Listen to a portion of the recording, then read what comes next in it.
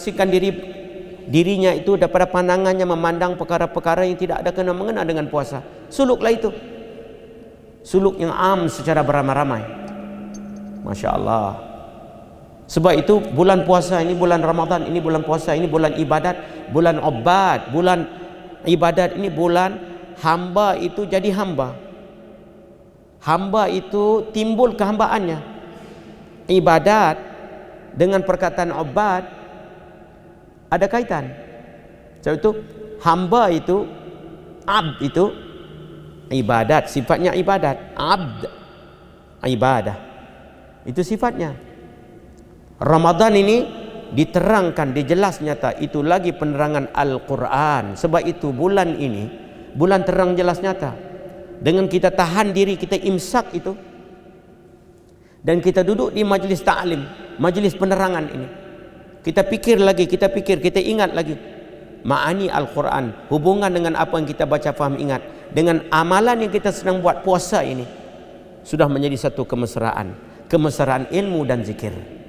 Sebab itu la ilaha illallah Muhammadur Rasulullah fi kulli lamhatin wa nafasin adadama wasi'ahu ilmu Allahu Jalla Jalaluh. Tidak ada ilmu yang lain lagi, yakni ilmu yang dibawa oleh segala anbiya, aulia, siddiqin, syuhada wa salihin. Ilmu itu yang kita nak ingatkan selalu, pagi, petang, siang, malam. Sebab itu pertama, dasar kebahagiaan, kesejahteraan manusia itu digariskan oleh Nabi, kalimah itu, la ilaha illallah Muhammad Rasulullah. Ini perkataan. Apabila perkataan itu dah mesra pada tahap fi kulli lamhatin wa nafasin adada ma wasi'ahu ilmullah, sudah penuh. Sirri itu sudah penuh. Apabila sirri itu sudah penuh dalam tubuh manusia itu pada tahap fi kulli lamhatin wa nafasin adada ma wasi'ahu ilmullah. Apabila sudah sampai pada tahap itu, maka yang kedua yang akan timbul itu perbuatan. Ini yang kedua yang kita nak lihat. Jangan ada hal saja perbuatan tak ada. Perbuatan itu mesti muafakat dengan halnya. Jikalau tidak, kita masih tertipu dalam sirri, dalam berzikir itu. Mesti digabungkan itu. Tidak tertipu, ghurur, terperdaya itu. Sirri sudah lulus, alhamdulillah. Jangan pula sirri lulus, engkau sudah naik hal itu, engkau boleh buat apa juga yang engkau kehendak. Awas, perhati, jaga, pelihara, kawal. Itu muraqabah. Itu makna muraqabah itu. Awas, perhati, jaga, pelihara, kawal. Kena ada itu, baru lengkap.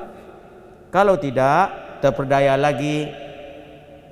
Sebab manusia ini dia mudah sangat, kalau tidak ada bendungan ilmu yang luas itu, dia sudah mudah sangat. Cukuplah. Cukup itu.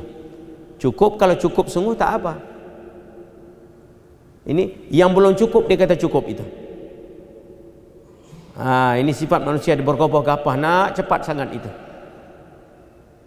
Jadi mursyid mesti memandang itu. Sebab bila syahrul Ramadan alladhi unzila fihi al-Quran hudan linnasi wa bayinatin minal huda wal furqan.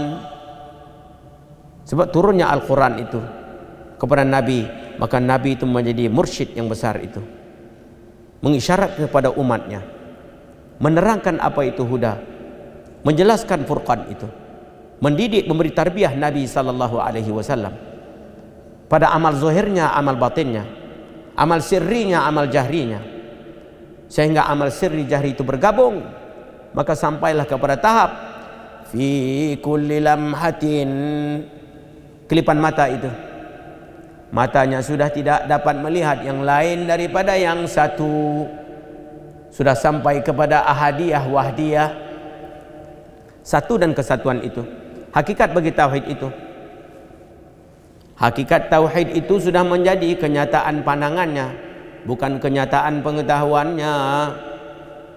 Kalau pengetahuan sudah jadi pada penglihatan, itu tahap yang kita nak ditujui.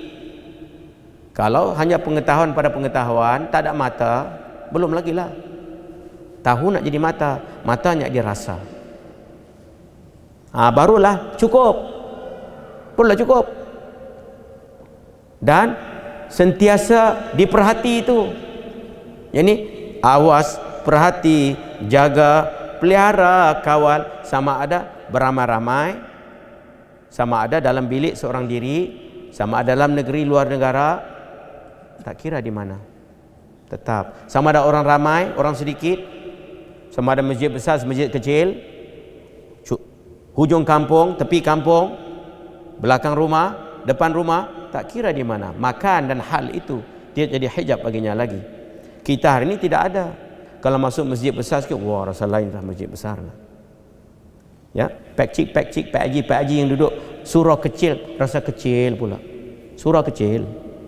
Begitu Tok Imam begitu ya. Kalau Tok Imam masjid besar, kalau tak kena cara bukanlah semua Tok Imam. Tok Imam sini okey, alhamdulillah. Ya. Bukanlah semua Tok Imam, setengah-setengah Tok Imam. Ya. Bukanlah semua Tok Imam. Ya. Kalau masjid besar itu lain juga. Tanjak berjalannya itu. Gaya bercakapnya itu. Ya. Lain sebab dihubungkan dia keluar sana bawa keretanya, bawa motornya, dihubungkan dirinya masjid besar itu. Kalau surau Tok Imam pula lain pula. Dihubung dengan surau kecil.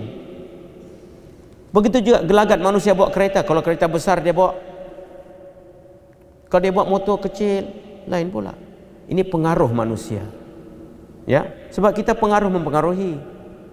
Ya, kita pengaruh mempengaruhi. Kalau kita tidak awas, perhati, jaga, pelihara, kawal, terpengaruhlah. Sebab itu sifat muraqabah itu sifat yang penting dan terpenting dalam zikir. Muraqabah ini perkataan yang keluar daripada ihsan. An ta'budallah ka'annaka tarahu fa in lam takun tarahu fa innahu yaraka. Jadi dihimpunkan semua kalam Nabi itu pada satu kalimat supaya jadi terang muraqabah. Makna muraqabah itu mengintai dirinya setiap saat dan ketika itu, supaya bersungguh-sungguh dia berbuat ibadat, supaya dia itu berada di dalam landasan yang betul dan yang benar. Intai dirinya itu, tengok dalam. Muraqabah ini tengok dalam, bukan tengok luar.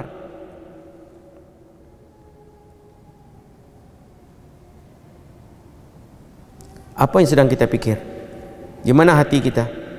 Gimana tumpuan kita? Apa kita rasa bila berdepan dengan orang ramai? Apa kita rasa berdepan dengan orang sedikit? Apa kita mengalami merasa berdepan dengan orang budak kecil? Apa kita mengalami dengan orang besar pula? Muraqabah itu. Jadi zikir yang betul-betul zikir kesempurnaan akan mengeluarkan sifat muraqabah. Muraqabah itu berhubungan dengan muhasabah pula lagi.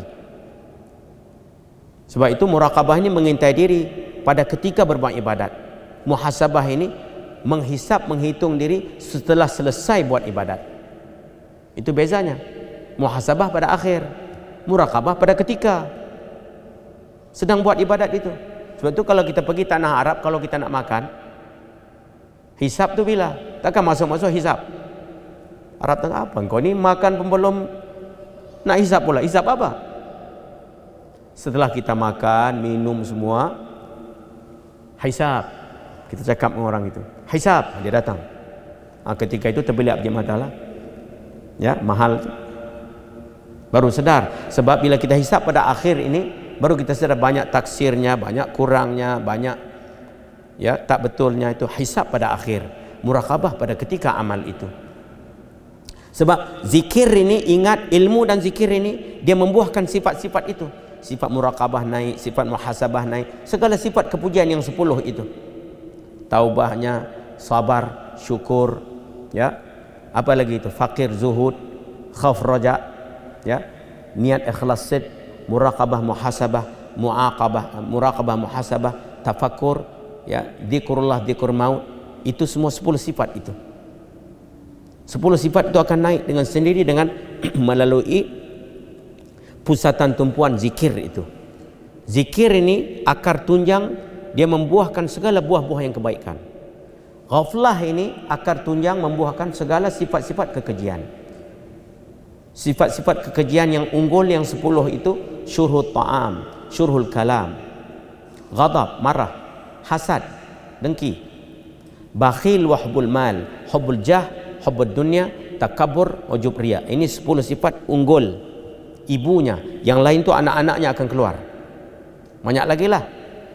Tapi puncanya itu ghaflah, lupa lalai, tidak ada hadir, tidak ada ingat. Tidak gabungkan di antara ilmu dan zikir, zikir dan ilmu. Wa aqimis salah tali dzikri, dan dirikan oleh kamu akan sembahyang itu, as-salah itu tali dzikri, li dzikri.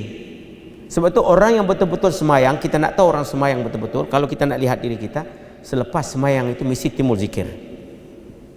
Lepas sembahyang, assalamualaikum warahmatullah, assalamualaikum warahmatullah. Bila beri salam saja, yang timbul berkobar-kobar dalam hati itu adzikr. Dia akan membara dan ketara di dalam itu. Kesan daripada zikir, kesan daripada as-salah. Sebab wa aqimis salah tali zikri, dan dirikan oleh kamu akan sembahyang itu karena zikir. Itu tujuan salah itu. Wa aqimis salah tali zikri itu karena ingat akan dia itu. Tali zikri, dirikan oleh kamu akan sembahyang itu karena ingat akan daku, ingat akan Allah. Wa aqimis salah tali zikri, dan dirikan olehmu akan sembahyang itu karena ingat akan daku. Perintah Allah, khitabullah itu, khitab Allah kepada insan manusia itu, perintah dirikan sembahyang tali zikri karena ingat akan daku, kata Allah.